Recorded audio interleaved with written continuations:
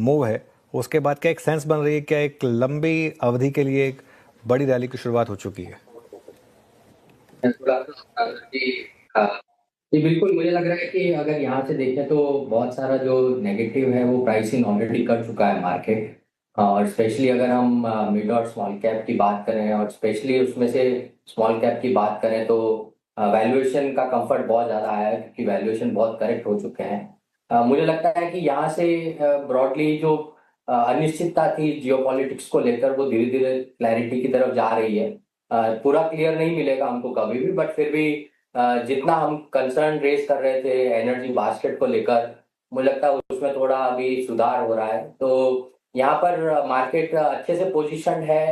एक हिसाब से अगर देखेंगे तो थोड़ा लॉन्ग टर्म रैली के लिए। बट साथ में ये भी देखना होगा अनुज जी कि पिछले 15-20 दिन में मार्केट 10% के ऊपर बढ़ चुका है, तो थोड़ा कंसोलिडेशन उसमें जायज है। बट अगर आप थोड़ा मीडियम टर्म पर्सपेक्टिव की बात करें तो हमको लगता है कि यहाँ से मार्केट अच्छे रिटर्न देने चाहिए।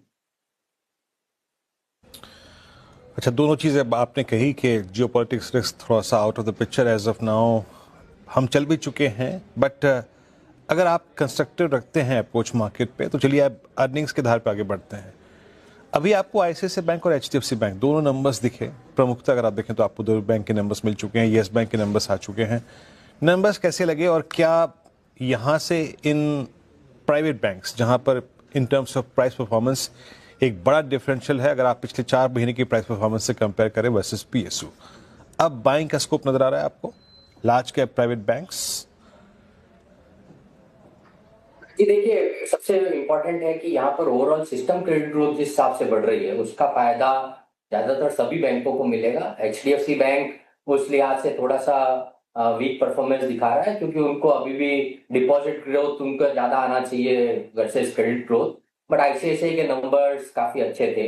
और मुझे लग रहा है कि इस पूरे कॉन्टेक्स्ट में एक्चुअली जो मिड साइज प्राइवेट बैंक्स है उसके अंदर ग्रोथ और ज्यादा दिखेगी क्योंकि उनके पास कैपिटल का कोई इश्यू नहीं है और वो ज्यादातर जो भी लैंडिंग कर रहे हैं वो रिटेल एमएसएमई सेक्टर में कर रहे हैं जहां पर की ग्रोथ बहुत ज्यादा है। अभी रिसेंटली ये जो लास्ट क्वार्टर गया इसमें स्पेशली कॉर्पोरेट ग्रोथ जो है क्रेडिट साइड पे वो थोड़ी इंप्रूव होते दिखी है। बट लास्ट अगर आप 2 साल की बात करें तो ब्रॉडली एमएसएमई एग्री और रिटेल ही ग्रोथ ड्राइवर है और मुझे लगता है वही ग्रोथ ड्राइवर रहेंगे क्योंकि सरकार का जो फोकस है कि कंजम्पशन को बढ़ावा दिया जाए।